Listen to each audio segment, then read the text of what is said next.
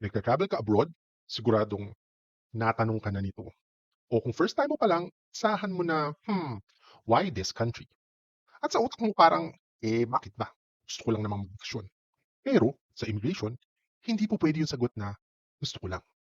So, bakit nga ba big deal yung tanong na ito? Ano ka dapat sumagot para smooth yung entry mo? Pag-usapan po natin sa video ito.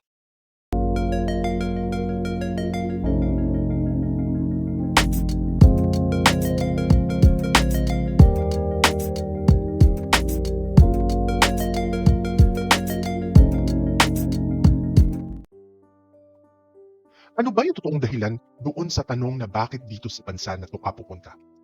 Hindi ito pang interview sa beauty pageant. Hindi rin ito para i-judge ka kung deserving ka bang mag-travel. Yung goal ni immigration, para malaman kung legitimate yung purpose mo. Kapag sinabi sa yung why this country, ang gusto nilang makita ay may clear reason ka, may plano ka, may intention ka, at hindi ka basta-basta pupunta doon ng walang kadire-direksyon. Kasi yung travelers with no clear purpose equals higher risk.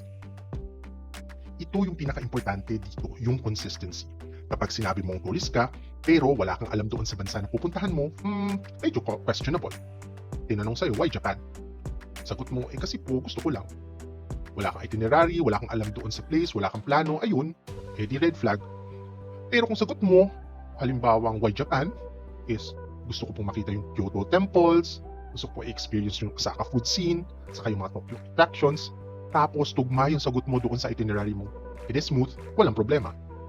Yung mga immigration officers kasi, gusto nila yung mga prepared travelers.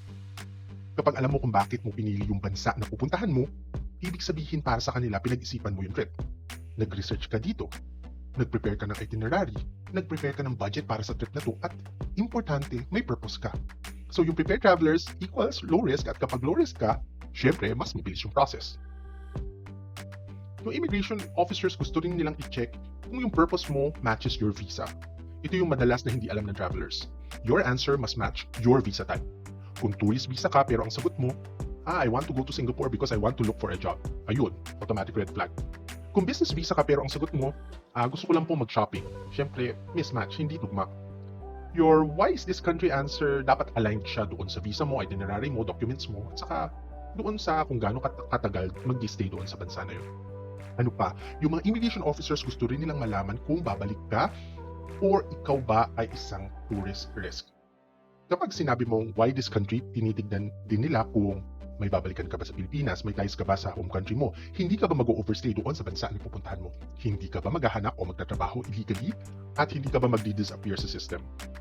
Kaya kung ang sagot mo ay klaro, kung ang sagot mo ay logical, kung ang sagot mo ay realistic, syempre, mas madali silang magtitiwala. Paano ba thoughts kami mag-a-answer properly? Ganito lang siya kasimple. Number 1, be specific. Why this country? Because I want to visit the historical sites in Kyoto and try the local cuisine. So, kailangan din align ka doon sa documents mo. Kung may Disneyland ticket ka, pwede mong sabihin, I'm visiting for leisure and I want to experience the theme parks. Dapat maging honest ka doon sa mga sagot mo. Kung pupunta ka ng Japan para mag-visit ng family, kung pupunta ka ng Dubai or United Arab Emirates para mag-visit ng family, then sagot mo. Kung may conference ka, na-attendan at meron ka namang invitation at kumpleto naman yung documentation mo, sabihin mo. Maging confident ka din at tandaan mo na hindi naman kailangan maging perfect English, kahit simple Taglish. Sabihin mo na tourist po ako at gusto ko makita yung mga major attractions doon. At syempre, maging realistic. Huwag kang magbigay ng kung ano-anong sagot na hindi kayang isupport yung itinerary o show money mo. Hindi po pwedeng pupunta ka sa mga cities ng Japan in just 2 days. Hindi siya realistic. So ano yung mga usual na maling sagot na ibinibigay kay immigration officer at ayaw nila itong marinig? Pag tinanong ka bakit ka pupunta dito sa bansa na to, sasabihin mo, wala lang po. Trip lang po. Ay, hindi ko po alam. Friend ko po yung nag-book. Bahala na po. Or kung saan na lang po ako dalhin. Ipa-flag ka nila hindi dahil suspicious ka, pero kapag hindi mo kasi alam yung purpose mo, paano kanila pagkakatiwalaan? So, bakit ba tinatanong ng immigration yung why this country? Simple lang. Gusto nilang makita na may purpose ka, may plano ka, may direction ka, at babalik ka. Hindi ito pang stress test, hindi ito pang intimidate. Part ito ng trabaho nila to make sure travelers are legit and travelers are prepared. Kaya next time, tatanungin ka dito, mag-relax ka, umiti ka, at sagutin mo yung malinaw at confident yung tanong nila. And, travel smart, travel prepared, at mag-enjoy ka doon sa bansa na pinili mo.